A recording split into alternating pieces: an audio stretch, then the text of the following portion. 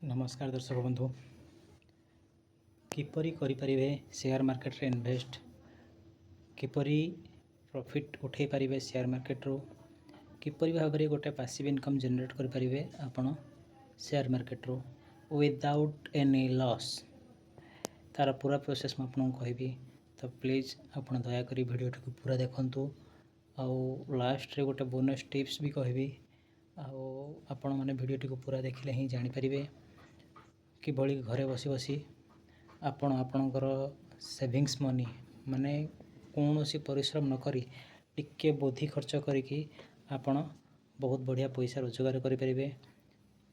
तेणु करी प्लीज आपण वीडियो को पूरा देखंतु आ वीडियो को लाइक शेयर एवं सब्सक्राइब निश्चिंत भाव में करंतु कहीं लाइक शेयर एंड सब्सक्राइब कले मोर मनोवृत्ति बढ़िबो मु एमती नुआ नुआ इनफॉरमेशन आपण मानक आनिकी दे पारिबी। ठीक अच्छे फ्रेंड्स तो लेट न करके वीडियो स्टार्ट करिबा। फ्रेंड्स आमे समस्ते उणा अधिके आजिकल डिजिटल समय रे शेयर मार्केट विषय रे जानिचे न जानिथिले मध्य आपण मोर वीडियो देखंतु निश्चिंत भाव में जानि परिबे। शेयर मार्केट आमे जदि खोलिबा को चाहूचे ताहले हमको प्रथमे गोटे डीमार्ट अकाउंट ओपन करिया को पड़िबो।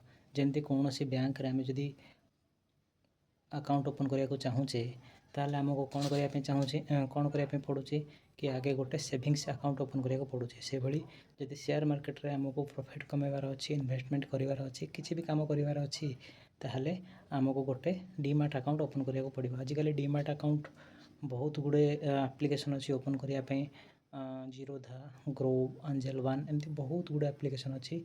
जनरली जोटा को माने समस्ते बेसी यूज होछि जीरोधा एंड ग्रो।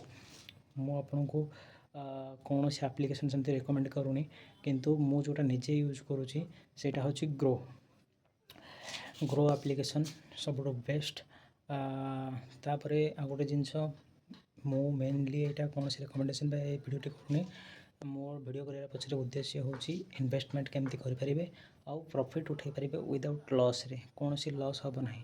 देखंतु फ्रेंड्स शेयर मार्केट रे इन्वेस्टमेंट रो बहुत गुडे प्रोसेस अछि।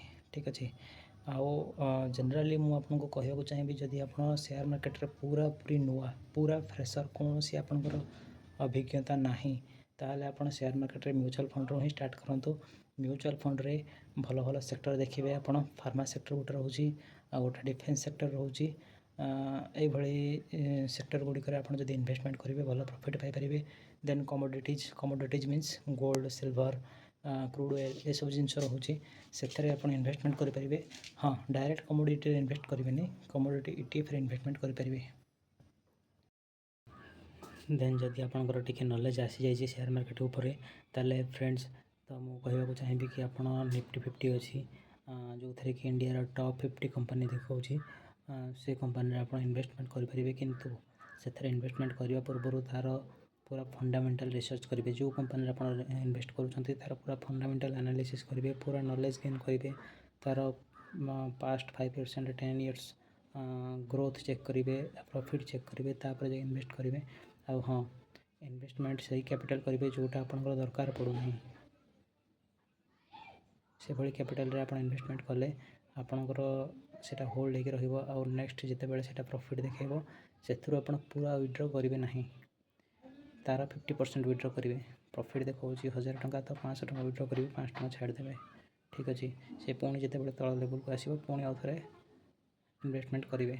ठीक अच्छे एथेर भल कौन हम कि जदि शेयर आहरी तौक खसला तो आप इन्वेस्टमेंट करेंगे भल हम आदि डिविडेंड मिलबार अच्छे डिविडेंड भी सीटा गोटे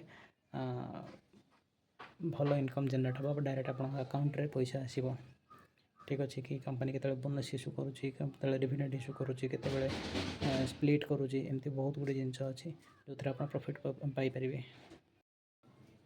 आउ हाँ फ्रेंड्स मु आपको कही कि लास्ट गोटे बोनस टिप्स देवी।